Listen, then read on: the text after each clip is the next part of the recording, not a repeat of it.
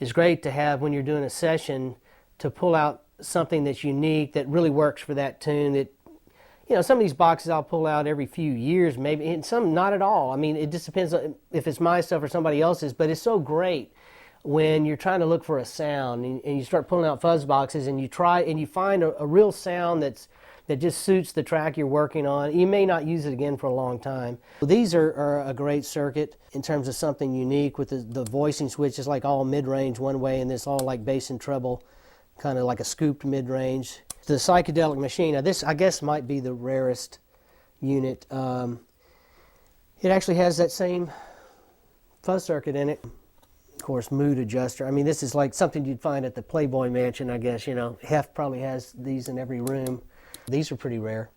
And if you heard it, you'd probably have to have one, Cliff. I hate to tell you. I remember seeing Eric Johnson using one of these, and I asked him about it, and he said a steel guitarist he knew liked these. Apparently steel players liked them. I think this might go back to the 40s. I've got some stuff like this and the old DeArmond tremolo, which has a little canister of fluid with some sort of sensor inside, and it shakes, and as the fluid splashes on the sensor, it makes the connection and disconnects. So it's a tremolo, and it's got a little canister that shakes inside it with a little wheel. It is just so ridiculous, you know. It's like a, you know, squirrel cage or something inside there. It's just amazing, like a little hamster running around. I mean, you know, it's just ridiculous. This Gretsch Expand-A-Fuzz, I haven't seen many of those. This is very unique because you've got your distortion circuit, but you can also turn it off and use it as a clean boost. But it's not just a clean boost. You can boost the bass or the mid-range or the treble or all three or any combination. And so you've got your distortion, you've got, I guess, the overdrive for the distortion, or maybe one of these will actually act as a volume control for the clean boost. I'm pretty sure it does clean too. And you've got a control for bass, mid-range, and treble. So there was something, I don't even know when it was made, maybe the 70s or something, that had flexibility that you normally don't find. The distortion isn't very good, I don't think. It doesn't have that much character. It's the kind of distortion you probably hear in a lot of these, you know, all these 60s movies that showed, you know, you go to some little rock club and on the Sunset Strip, and they'd have this background music playing that was really probably Tommy Tedesco or somebody that was not a rock player trying to play with a fuzz sound, and it's really corny, you know, dance music. You hear a lot of those fuzz box sounds, and it's probably something like similar to that. It's kind of like not quite making it, so some of these session players, you know, they probably had somebody rep from Gretsch, hey, you might like this, use this, or whatever. So I'm not sure if it has compression in here or what all it has. I'd have to plug it in again. I did record a track with it a few years ago, and just felt it was so in love with the sound of it. I have to use this a lot more, actually, because nothing else sounds quite like it, the Unidrive. I don't know if anybody's making reproductions of this, but they should.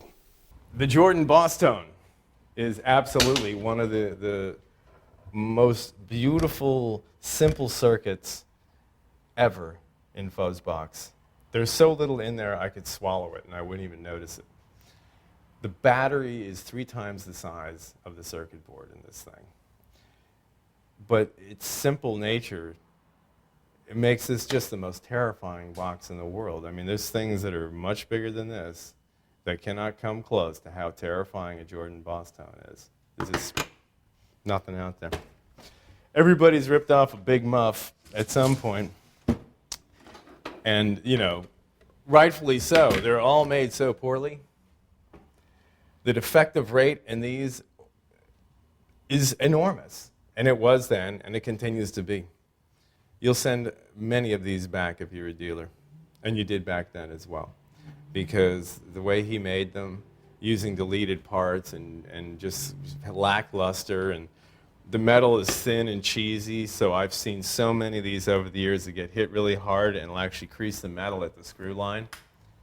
And you gotta like take them apart, flatten the metal out again, and make it decent. But you know, that has been ripped off in perpetuity. The Rat is another one that has been cloned to death. This is an 80s one in a smaller box, but that circuit gets around so much. It works great. That truly works great. You can certainly get into every kind of overdrive, and I always find the same quality. The less that's going on under the hood, the better. The DoD overdrive preamps, again, I mean, just a wonderful sounding natural pedal. There's nothing in it, you know. It's almost, you know, I sold one for almost $400 recently, and it's like I feel guilty. It's like I know there's 50 cents in parts in it, and it's a $2 box, but then again, it's the perceived value of it. You know, that's what drives it along. Let's see, what else I got laying around? What was that crazy Russian pedal? The Russian pedal is, this was given to me as an example of what you can find in Russia. Because I have a friend over there who's a pedal manufacturer. He has the problems a lot of people have in Russian manufacturing, where it's inconsistent, and you're held hostage and extorted by those who are going to manufacture for you. So he had tried to entice me on several occasions to go over to Russia and buy a bunch of stuff. And I was very interested in it. So he would bring me little samples, and he brought me this. And I had this all translated at one point, because I didn't even know what it was when I first saw it. And so I had a Russian friend translate everything for me, and it turns out to be a delay chorus box. It has the most unbelievable over-the-top modulation you could possibly imagine and a delay. I have 2 of these now, and I do rent pedals out. This has been in so many people's hands and on so many records, and no one can get close to what this thing sounds like. And actually, George at one point saw another one of these on eBay and told me about it. So that's how I acquired my second one. But this was a gift, and I bought my other one on eBay. And he and I sat around, and I mean, we tried to figure out for a while how to get to the batteries. Because, you know, unless you got to know the little trick to get it open. And it took a while. He eventually did. I was stumped, man. I was like, I didn't want to get a screwdriver and go after it because it was really starting to piss me off. But, and he opened it up and looked, and you basically, you can't tell what is going on inside of this thing. And the parts make no sense. They don't use any colored wire, so it's all white wire, and you just like, what is doing anything here? And yet both pedals I have are exactly the same.